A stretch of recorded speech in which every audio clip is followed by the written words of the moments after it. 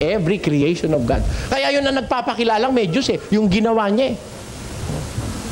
It's note that the wind murmurs.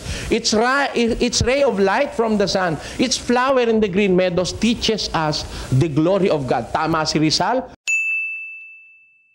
Magandang araw po sa inyong lahat, Sir JR po ng Usap-Usap University at mga ka-youth. Welcome back na naman po sa atin pong channel. At para po sa mga hindi nakakaalam, sa mga visitors po natin, oy tuloy po kayo. Ang ginagawa po natin dito sa U3, tayo po ay nanonood ng mga religious discussions, preaching, sermons, Bible expositions. And for this particular episode, this is quite related with our past video reaction, whether Jesus is God or human. Ayan. At sa episode na ito, ating pag-uusapan ang Diyos na dapat nating paglingkuran. Ayan, yan po yung title ng Bible study na ito. At syempre, ang preacher po for our episode is wala nang iba. Pinaka-in-demand po na preacher po sa ating channel si Brother Eli Soriano ng MCGI. At sa mga iba po naman na mga ka-youth ni natin from other sect, other denomination, kung may mga nais po kayo na mga preachings na babigyan po natin ng video reaction, huwag po kayo mag-hesitate na mag-send po sa atin sa Facebook or sa YouTube. I-comment nyo po. Dahil yung staff naman po natin, tinitake note po yung mga requests po ninyo. Sa ating pong background sa pag-aanalisa, ako po ay dating university debater mula po sa MSU IIT sa loob po ng 3 taon. Ako rin po ay nakapagdebate sa ABS-CBN News Channel. At ako ay member ng isang international public speaking organization, ang Toastmasters International. Mga ka-youth, paunang paalala, hindi ako preacher, hindi ako mangaral. Isa lamang po akong hamak na video reactor, kaya dahil hindi ako member ng MCGI, posible po na ako ay mag-disagree or mag-agree po sa atin pong napapanood. What I can guarantee you, I'm watching this in real time, hindi po ito scripted, and I just try my best to be a neutral reactor sa atin pong naririnig. So, if everything now is ready, let us watch this video together. Sabihan niyo po ako. Let's go!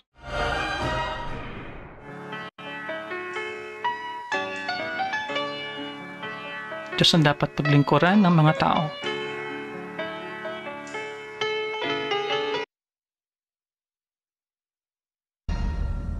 Una nating hanapin ang Diyos sapagkat sa lahat ng bagay wala naman hong pangunahin kundi ang Diyos eh. Sa pag-ibig na dapat iibig ng tao, sabi ng batas sa 22:36 ni Mateo, ganito po ang nakasulat. Guro, alin baga ang dakilang utos sa kautusan? At sinabi sa kanya, iibigin mo ang Panginoon mong Diyos ng buong puso mo at ng buong kaluluwa mo at ng buong pag-iisip mo. Ito ang dakila at pangunang utos. Ayun. Yung pag-ibig sa Diyos, panguna yun sa lahat eh. Kaya wala hong bagay na panguna na hindi nakaukol sa Diyos. Unang mga bagay sa ating buhay, dapat iukol natin sa Diyos.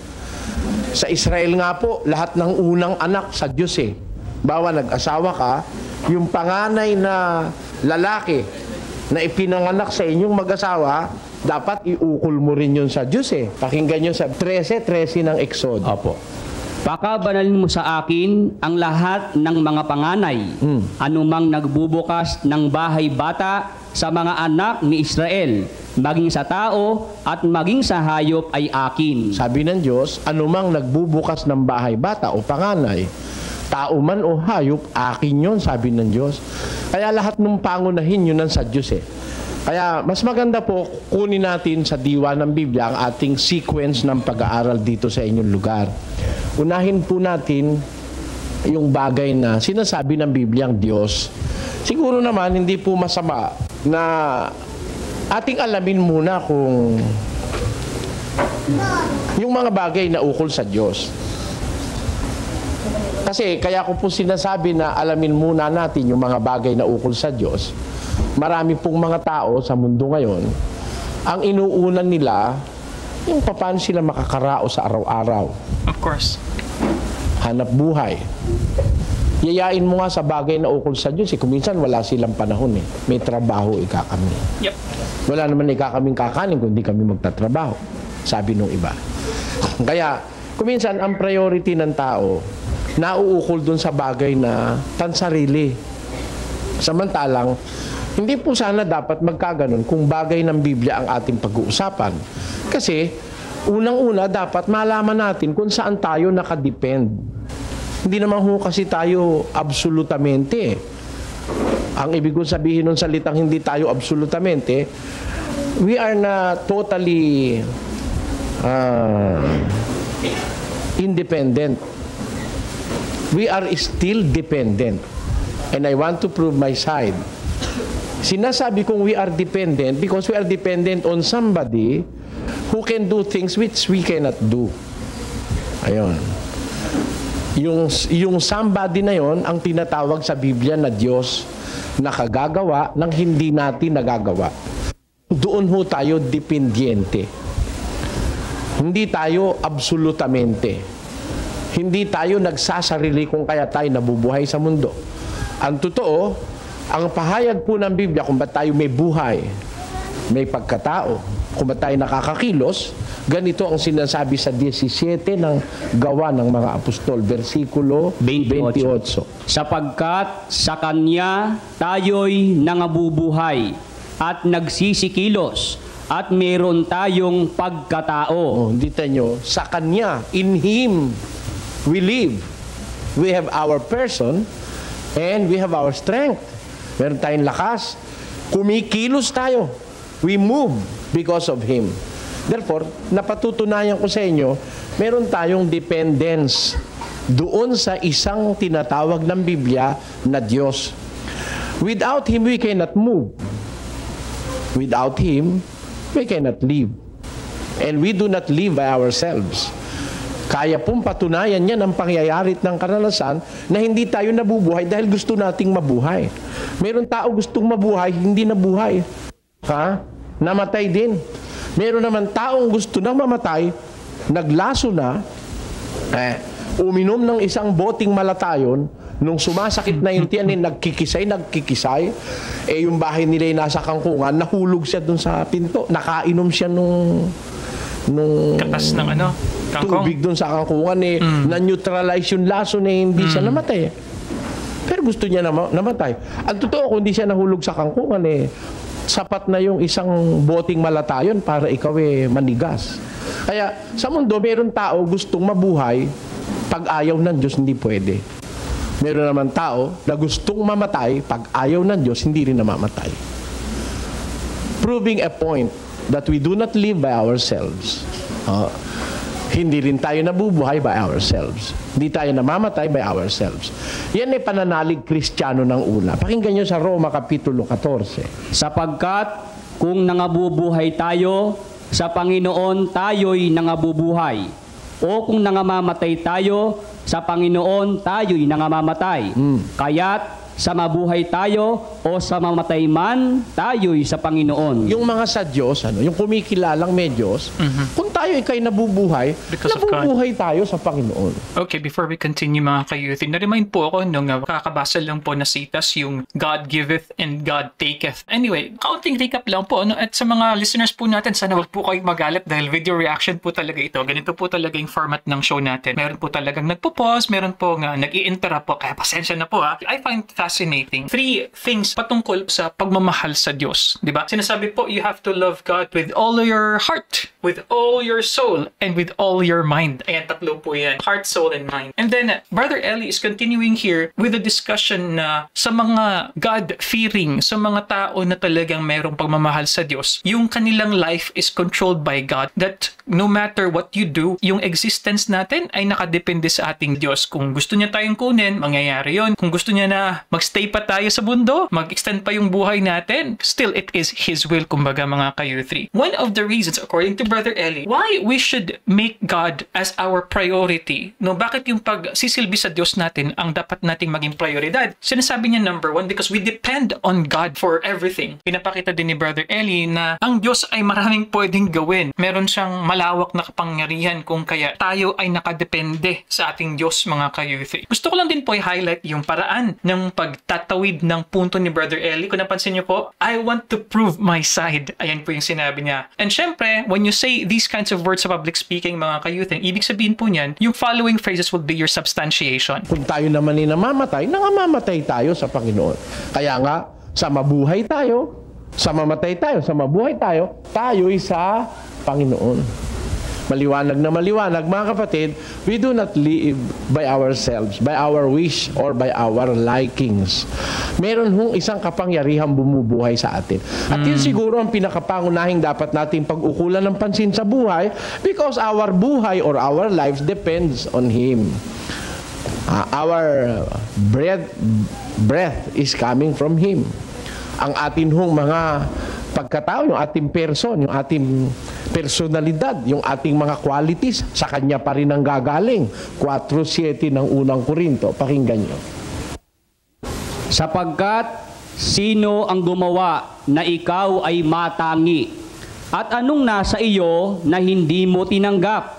Ngunit kung tinanggap mo, ay bakit ipinagmamapuri na tulad sa hindi mo tinanggap? Sabi ng apostol na si Pablo, sino ang gumawa na ikaw ay matangi? Meron ng tao natatangi no?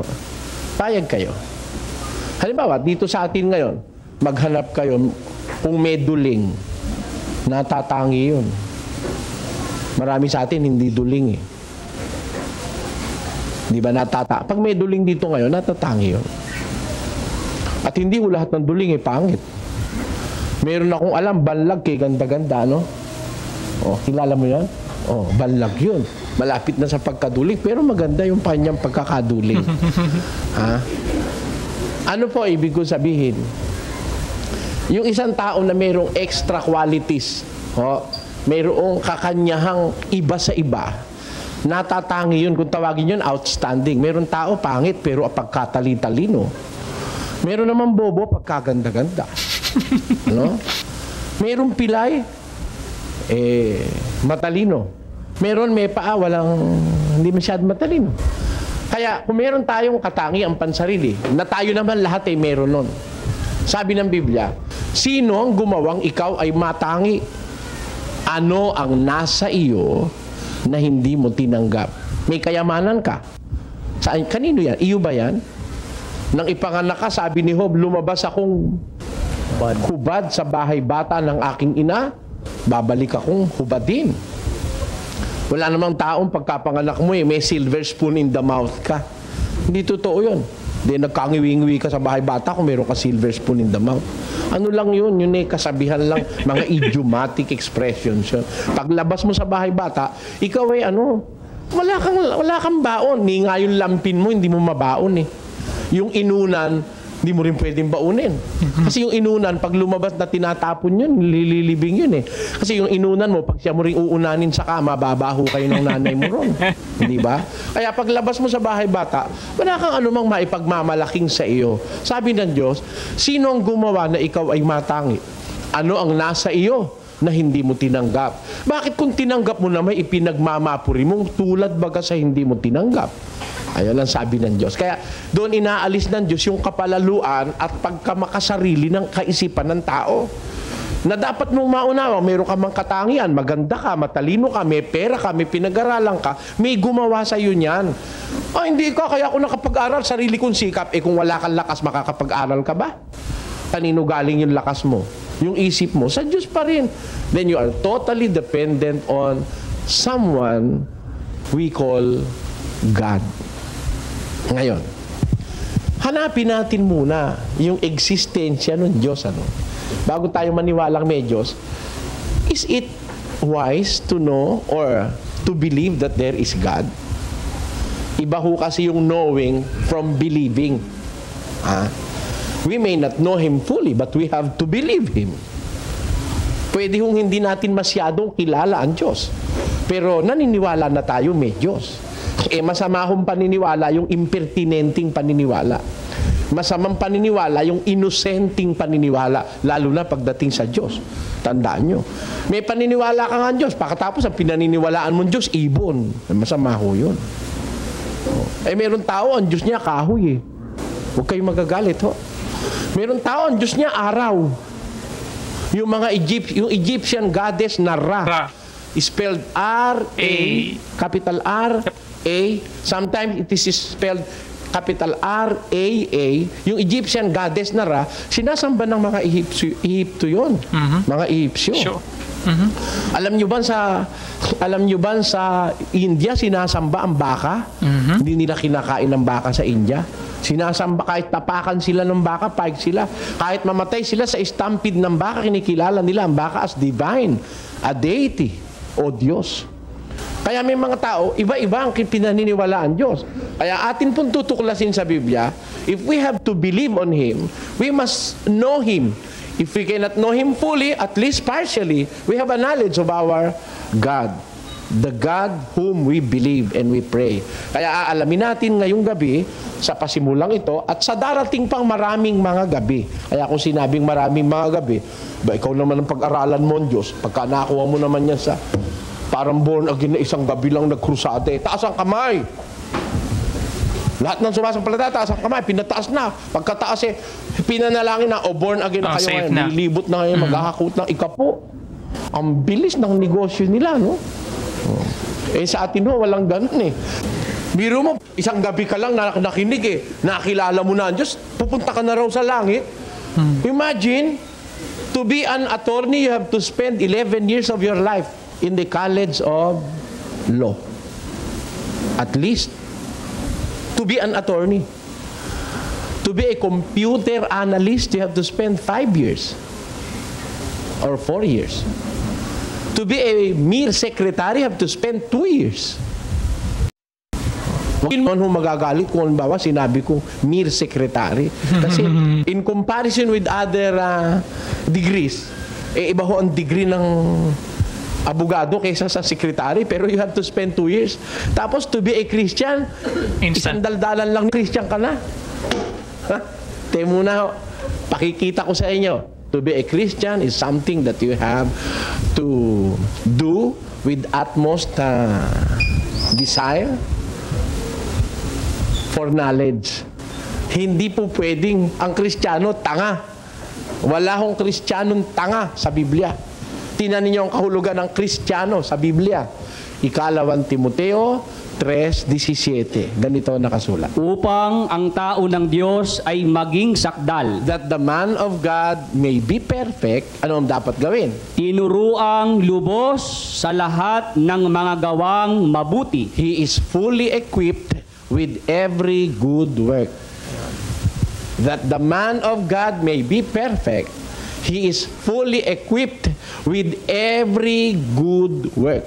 Ang tao ng Diyos upang maging sakdal, tinuruang lubos sa lahat ng mga gawang mabuti. Napansin niyo yung salita? Tinuruang lubos. Pag tinuruang lubos, di nakukuha sa isang araw yun. Nakakailang araw na ho tayo rito. May inanyayahan na ba ako sa inyong tumaas ng kamay at ipapanalangin ko na kayo born again na? Wala pa. Alam kong hindi pa pwede.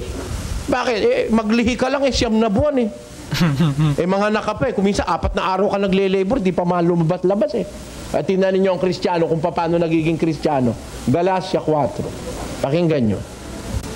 Maliliit kong mga anak, na muli kong ipinagdaramdam sa panganganak. Kita nyo, sabi ni Pablo sa mga Kristiyano sa Galatia, maliliit kong mga anak, na ngayon muli kong ipinagdaramdam sa panganganak.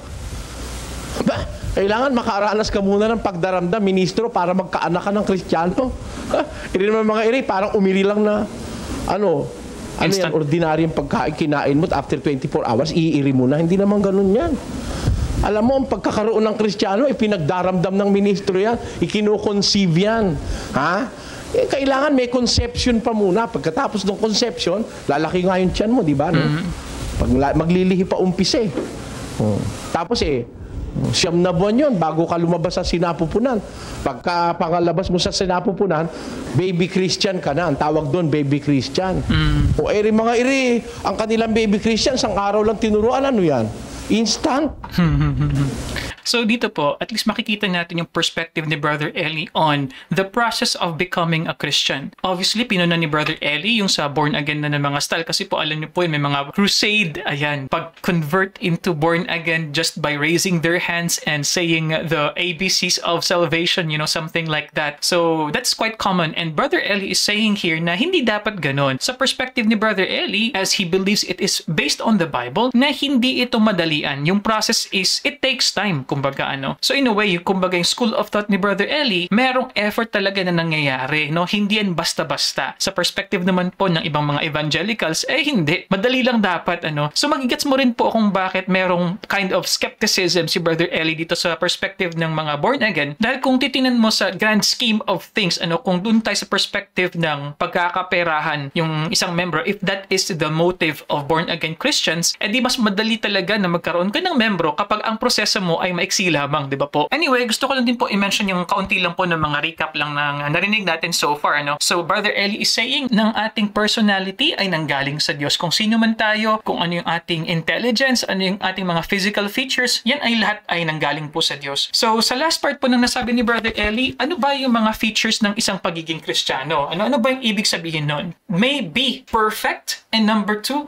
fully equipped with every good work. Yung sa ideya nga po ng pagiging equipped na lubos, fully equipped, it would take time. No? Kumbaga may proseso po dyan mga ka-U3. And yung last concept na sinabi ni Brother Eli, ang tawag doon, baby Christians. Ano po? So anyway, let's continue.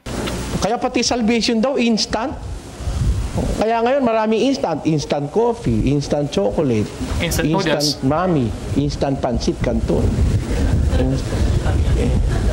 Instant abuloy din yun, ano? Pagka, huwag kayong papaloko sa ganun. You have to spend sometimes at least a year to understand fully what is the meaning of being a true Christian. Aalamin natin muna yung Diyos. Payag kayo na, siya una nating alamin, ano? May Diyos ba? Is it wise to believe that there is a God?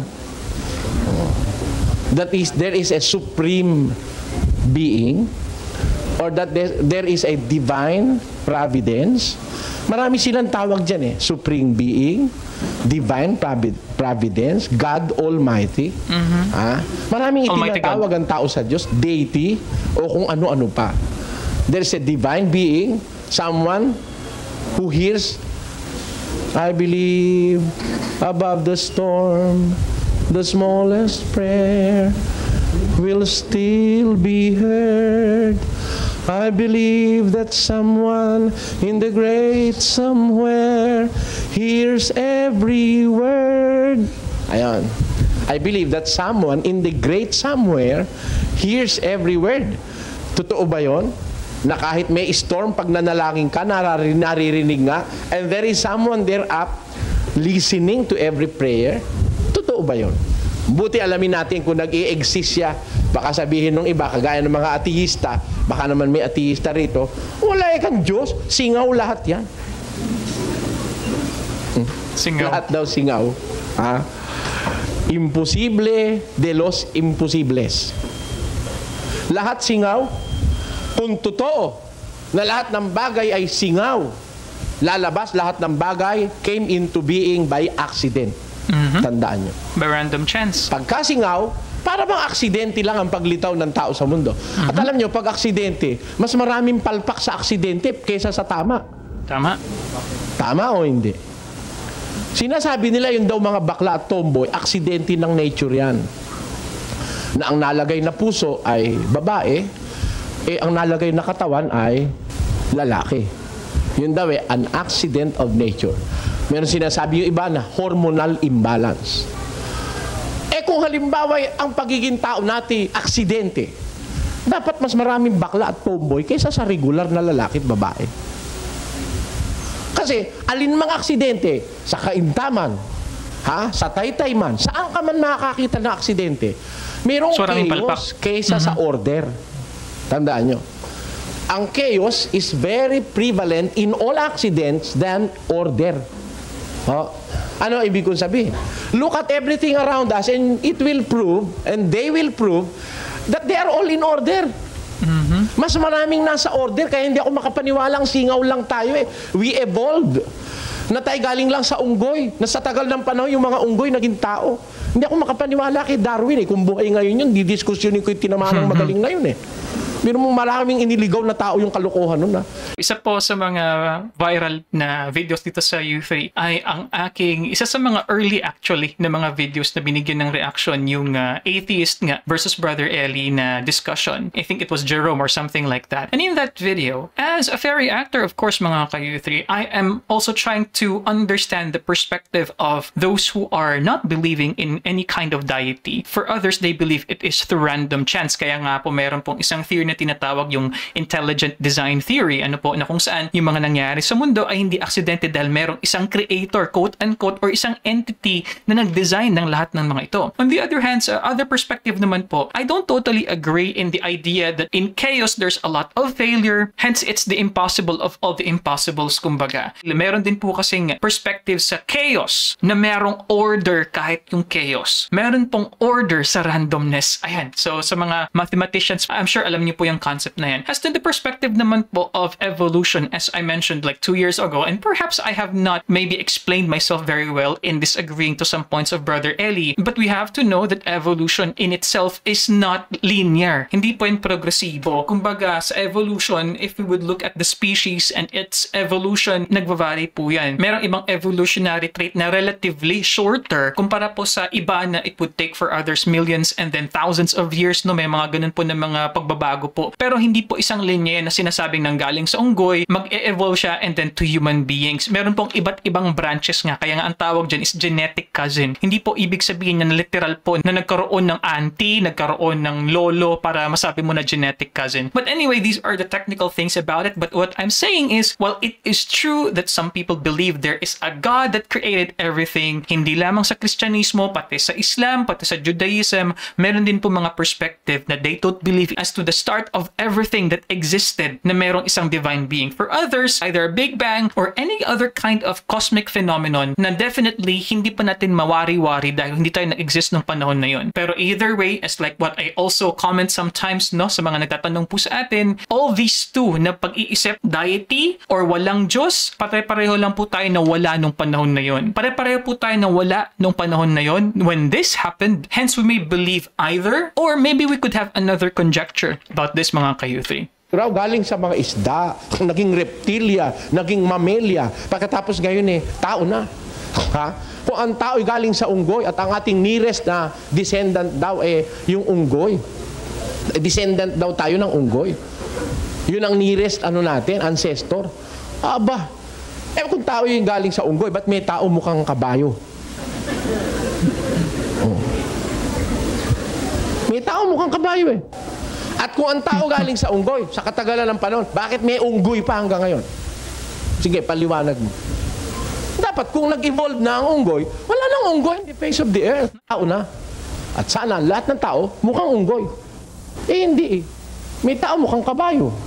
May tao mukhang elepante. Maraming mga iba. Pag ipinaglihi mo sa alimango, mukhang alimango naman yung... di ba?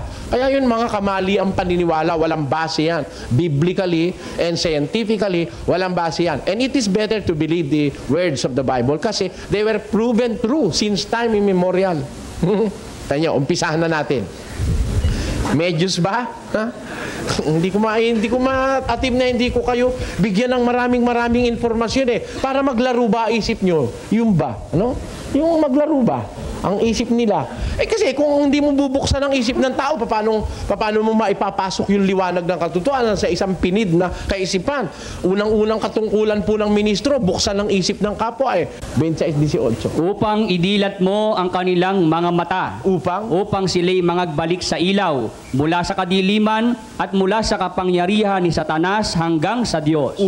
Upang sila'y magsitanggap ng kapatawaran ng mga kasalanan at ng mga mana sa kasamahan ng mga pinapaging banal sa pamamagitan ng pananampalataya sa akin. Sabi ng Biblia, sabi ng Diyos kay Pablong mangangaral, idilat mo kanilang mga mata upang bumalik sila sa ilaw mula sa kadiliman, mula sa kapangyarihan ni Satanas hanggang sa Diyos.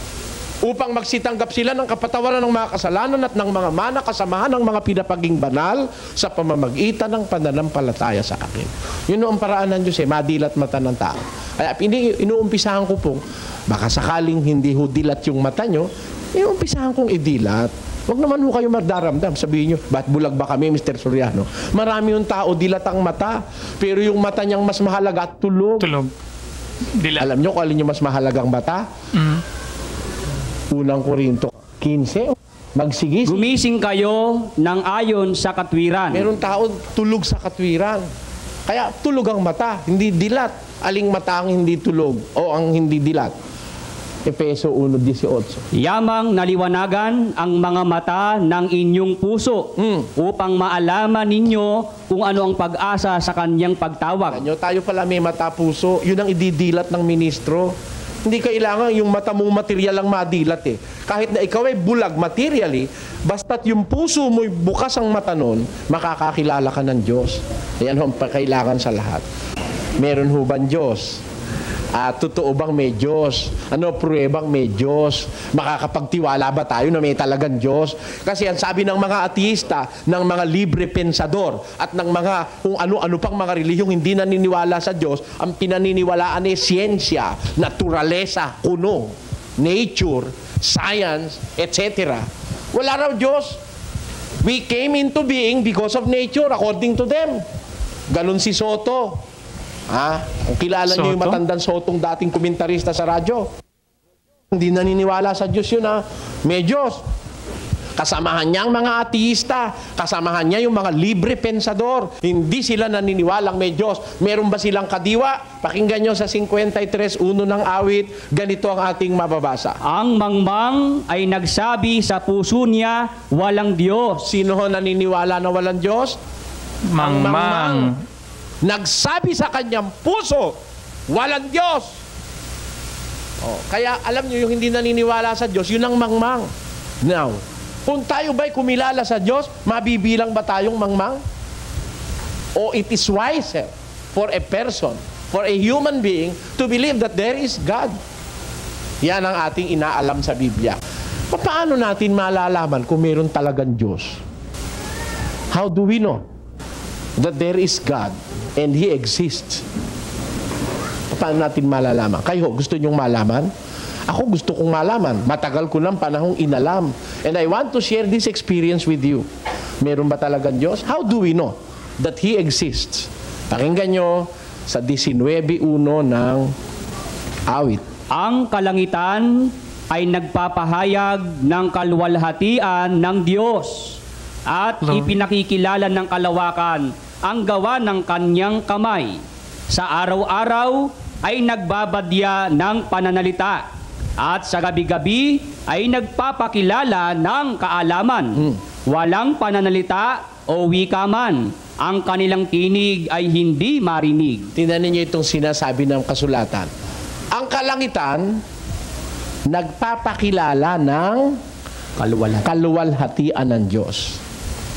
Nagpapahayag ng kaluwalhatian ng Diyos. At ang kalawakan ay nagpapakilala ng gawa ng kanyang mga kamay. May Diyos o wala? Meron. Bakit? May kamay pa nga eh. Ang katunayang meron, may ginawa. Di ba? Ang kalawakan ay nagpapakilala ng gawa ng kanyang mga kamay. Who will claim and who can claim being the creator of the universe? There is no human that can make that claim. Kahit sino ang pinakamatalinong narito sa auditorium na ito ngayong gabi, hinahamong ko kayong lahat. Okay, magagalit. Hamong kaibigan naman ito eh. Walang sino man sa atin, maging lahat ng presidente ng buong mundo, pati mga siyentipiko na makakaangkin nung pag-aangkin na sinasabi ng Biblia.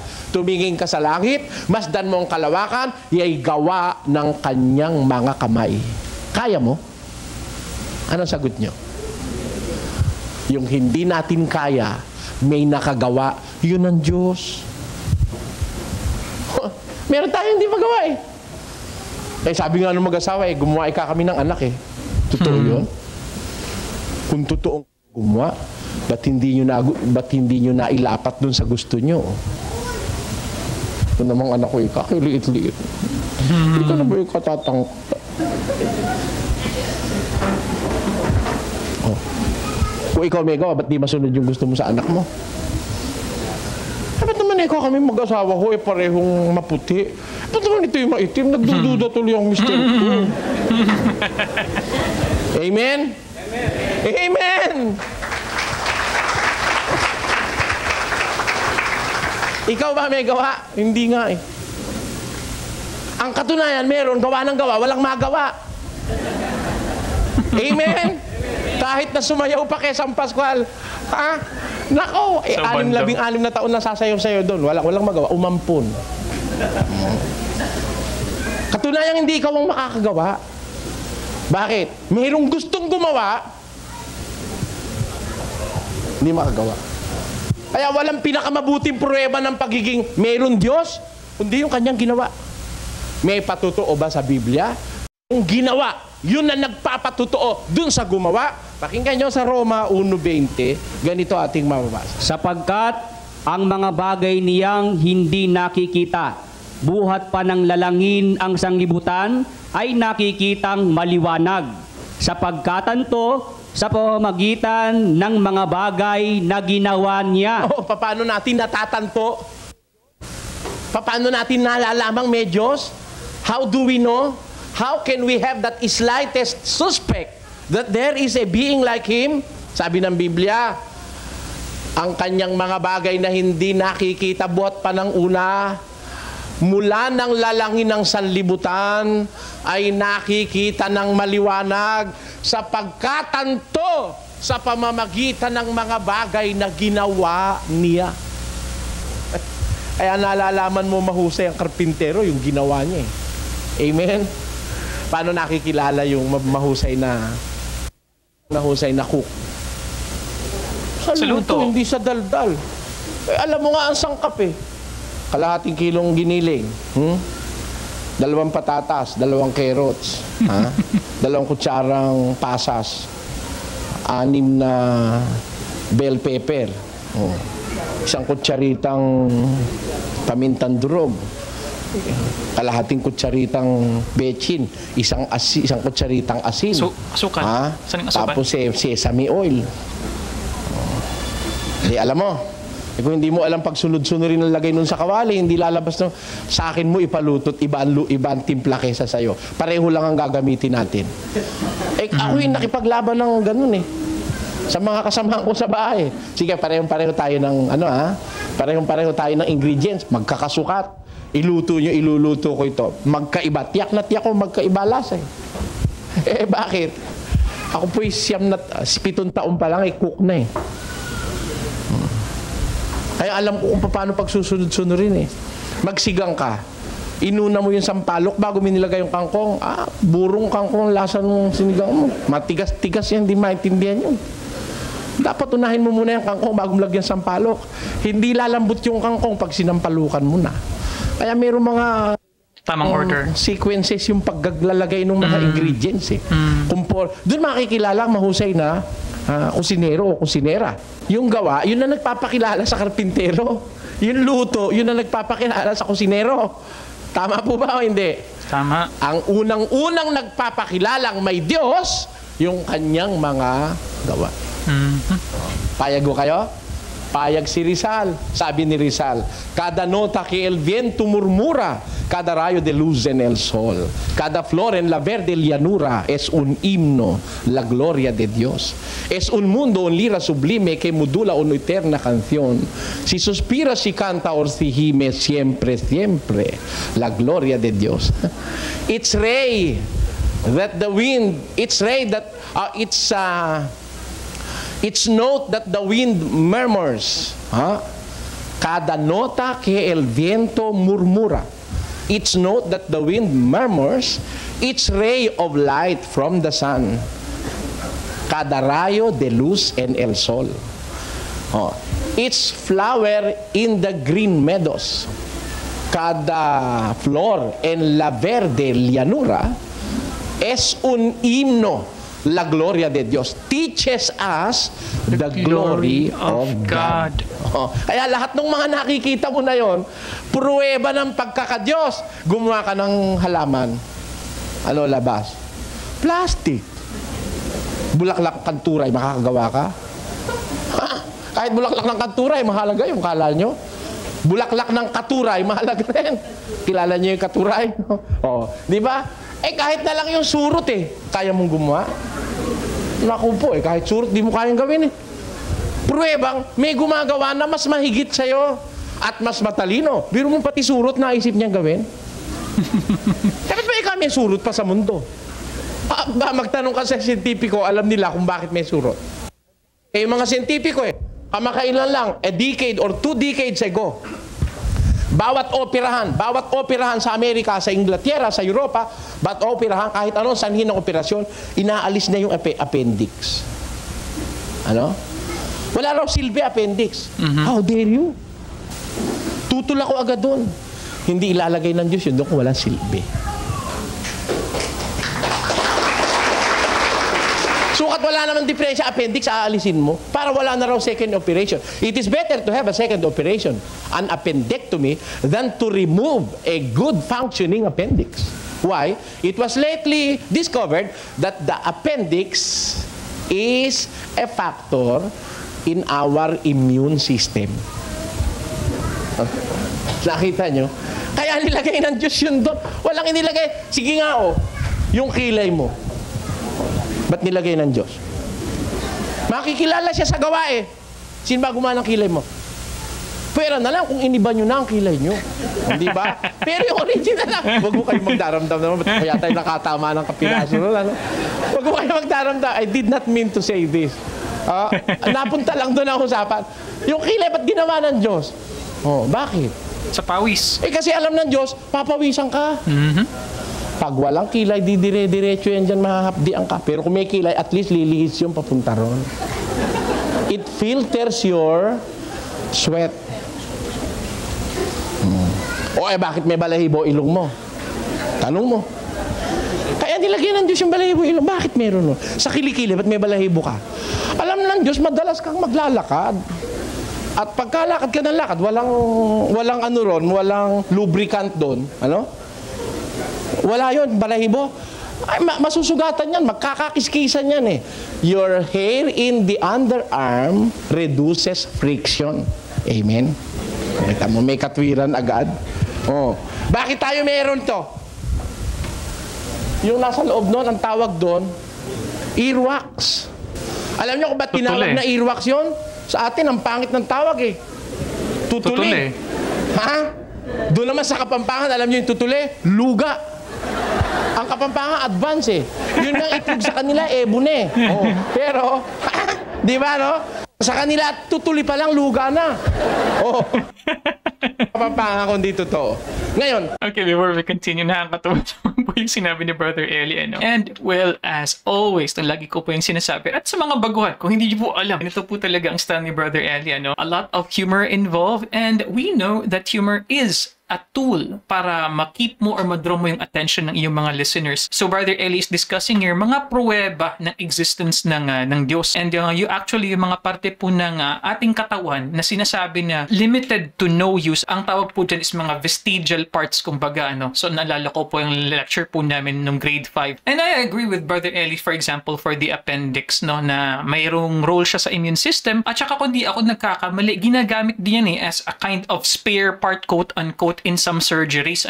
As to other vestigial parts, mga kayuthi, sa totoo lang, wala na po talagang ibang function yung ibang mga parts natin, like yung tailbone po natin, which remnant po yan ng ating evolution actually. Pero syempre, the other school of thought does not believe that. The other part din po natin na limited or to no use ay ang ating mga wisdom teeth actually. So dati po kasi yung ating mga ancestors, they used it for grinding. But now, dahil sa pagbabago ng dieta ng mga tao, yung mga parts po natin, lalong-lalo na yung wisdom teeth natin is wala na po talagang function yan. If not, naging pa nga yan, nuisance pa nga natin yan, namamaga yung mga gums. And actually, nakaka-relate ako dyan dahil kakatubo lang po ng wisdom tooth ko. And when I was making the video reaction last week, iniinda ko lang po yung sakit.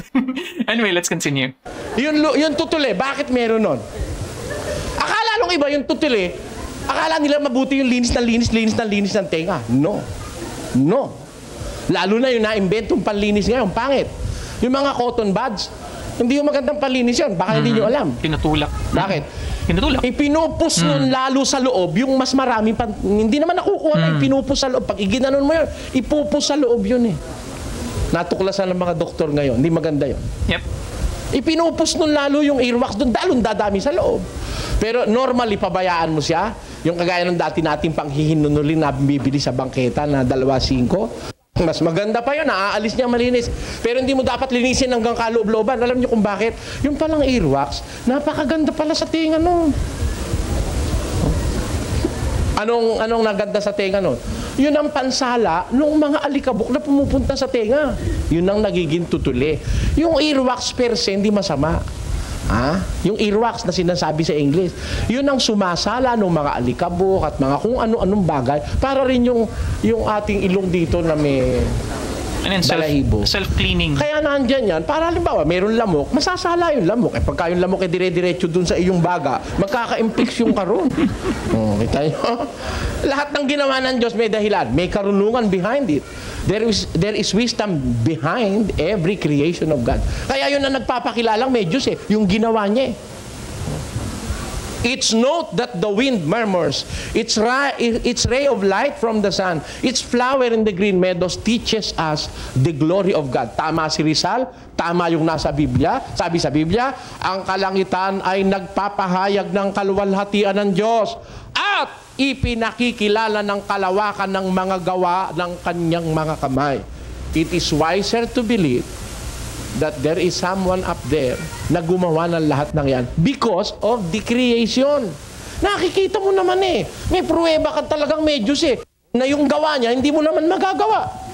O hindi ba? Sino ba naman makakaangking ginawa niyang yung Diyos ang gumawa ng lupa. Di ba? Nasa Biblia.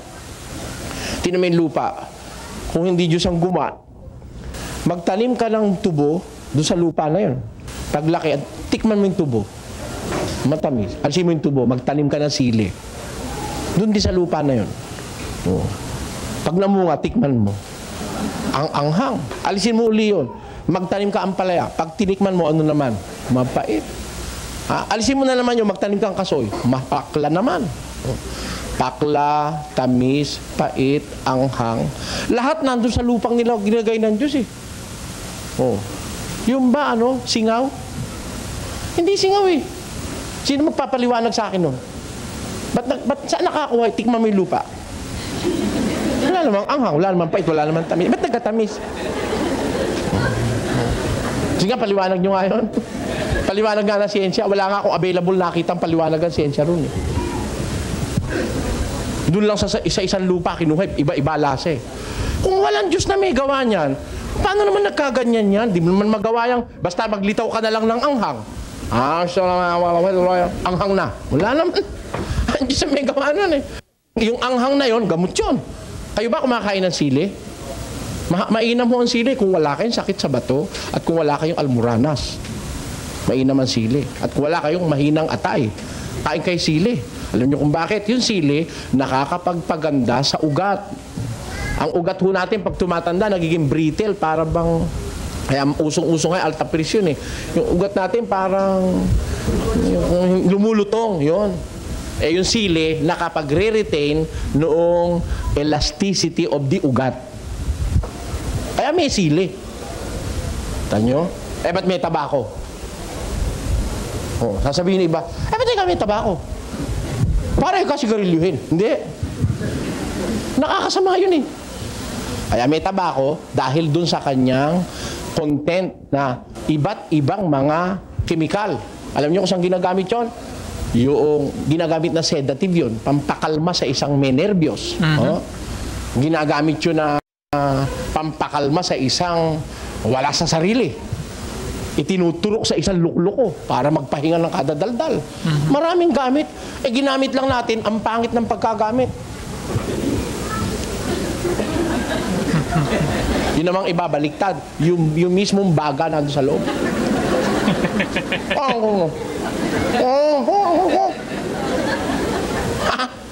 Katakot-takot na sakit na idudulot sa katawan mo niyan.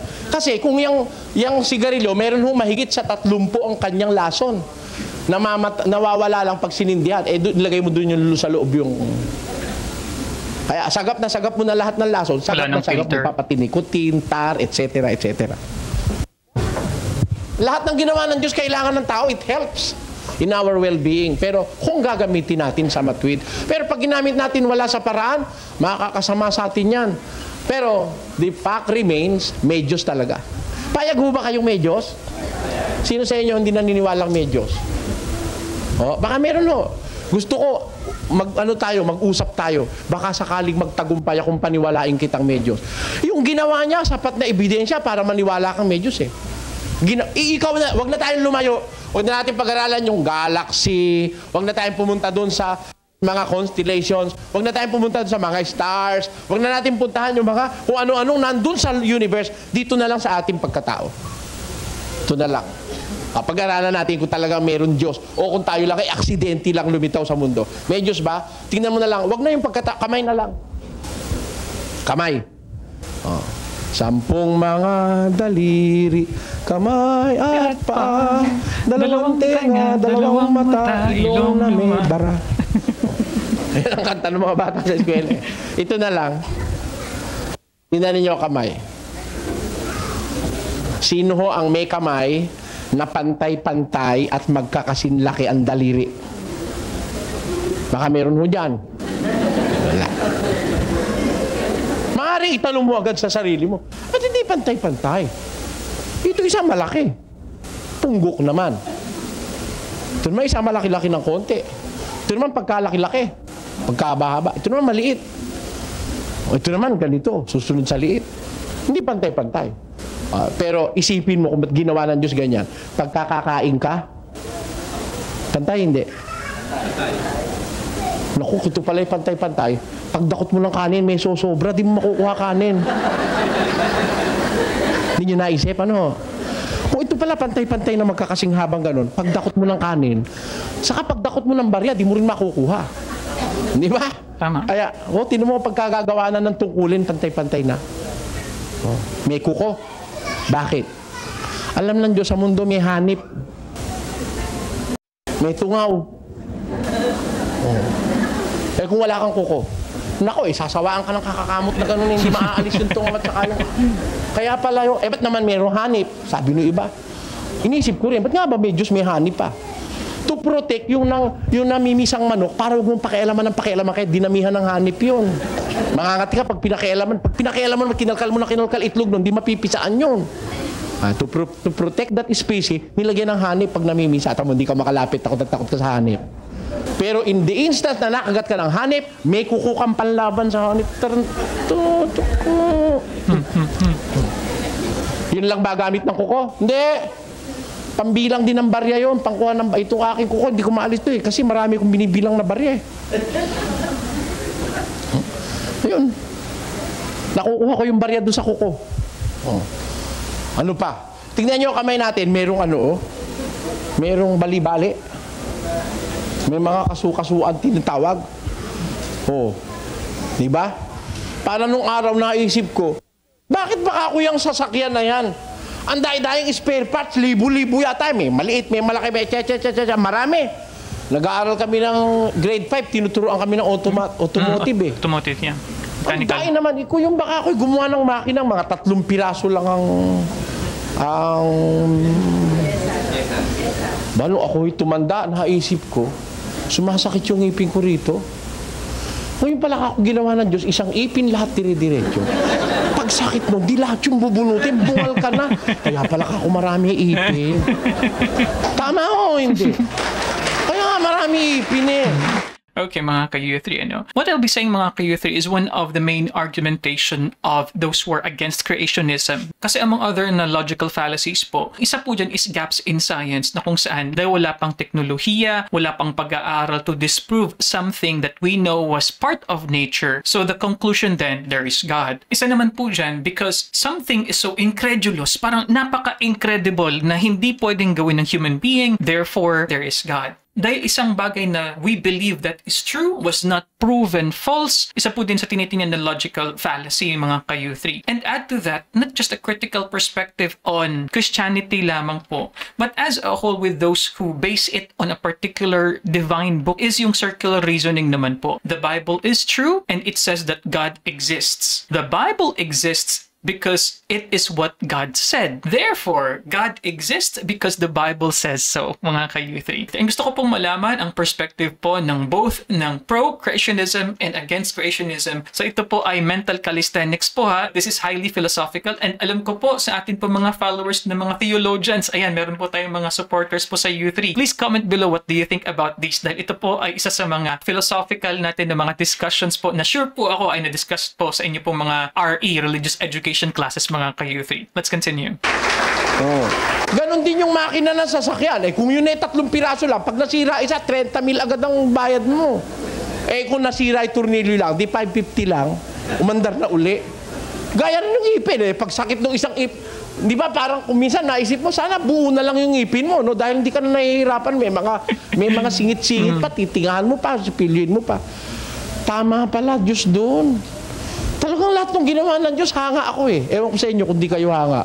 Ako hanga ako Kung nakasakali, yung tenga mo nilagay ng Diyos pa ganon. Magugunang-guna mo kung ano mangyayari pag umuulan. At kung yung ilong mo'y pataas, ay naku, maniwala ka. Talagang tama ang pagkakalagay. Ito pa, balik ko tayo sa kamay, ano? Ito'y kamay na. Merong mga kasukasuan, no? Tinan mo, lapat ito kahit saan mo dalhin. Lapat sa paggawa, Pag gagawa ka, lapat, Kamutin mo yung likod ng asawa mo, lapat. Tama o hindi? Hindi niya kayang abutin yung likod niya pagka nangangati, nagkakandapilipit kaya ka nga may asawa, patagakamot pag nangangati. Hindi ba? Lapat ba o hindi? Maghiwa ka ng patatas. Lapat na ihawak ng kutsilyo. Saan mo mang gamitin? Pag gagawa ka, merong panggawa. Kamay nga ang panggawa. Lapat igawa Pangit yung kamay na hindi ginagawa, malulumpo yan. Kailangan lalo mong igawa para lalo lumakas. Ngayon, maisip-isip, ano naman kaya kinalam na ng mga hugis-hugis na yung mga cool? May guhit. Sabi nung isang ministro doon sa Bulacan, kakamay mo, may M. May M nga naman. Ang kahulugan nun, mamamatay. Hindi naman yata ako makapaniwala ron. Nasa Biblia ba ako yun? Wala naman sa Biblia yun paano kung English?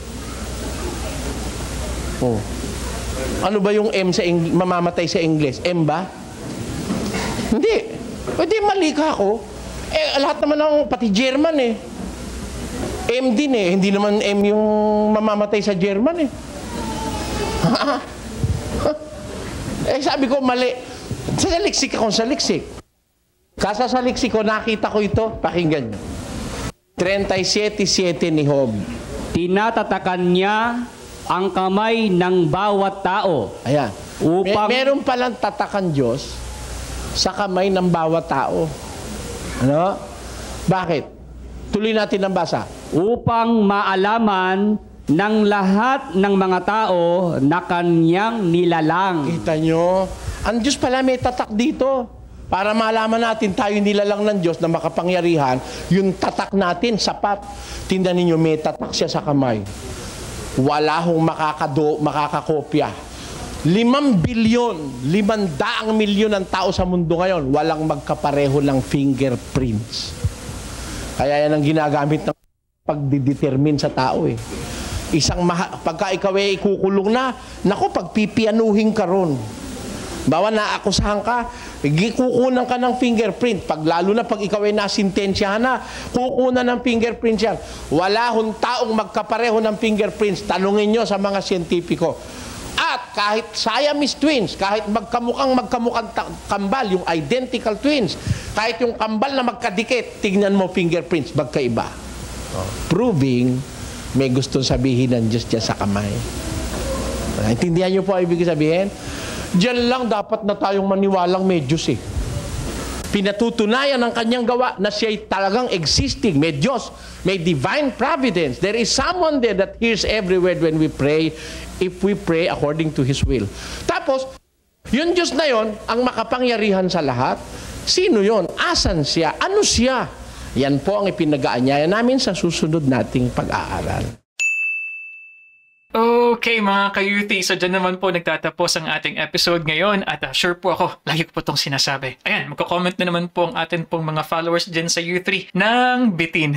Anyway mga ka-Youthy, I actually was expecting na ang diskusyon po ay patungkol sa yung ano ang uri ng Diyos na dapat nating paglingkuran. But as I was watching this video, I realized na ito po pala is more on the proof that there is God. But of course, initially, Brother is saying actually na God should be our priority. Ayan, as mentioned earlier, we have to love God with heart, soul, and mind. Pero parang nag-deviate po ng konti yung preaching po ni Brother Eli, and then he further substantiates on the existence of God. Pero I think dahil siguro they have a lot of time to do this, dahil ito po ay parang series po yata ng Bible study, kung kaya po they have the luxury of time to do that and maybe to extend some more discussions on God, maybe sa next po na series po na ito. I'm very happy to have this copy mga ka-Youthy. I think I got this from Brother Clark. As to the discussion of Brother Eli with God's existence, Brother Eli is saying na ito pong mga creation, no, parang reflection ng God's magnificence, ng God's glory. And I like how Brother Eli would incorporate a lot of proofs like medical, yung about sa ating mga fingerprint, yung ating katawan, yung ating nature. So malawak ang mga discussions ni Brother Eli. Nagustuhan ko rin po kanina yung pag-mention ni Brother Eli that there are people physically sighted pero tulog sa katuwiran. Your eyes are open physically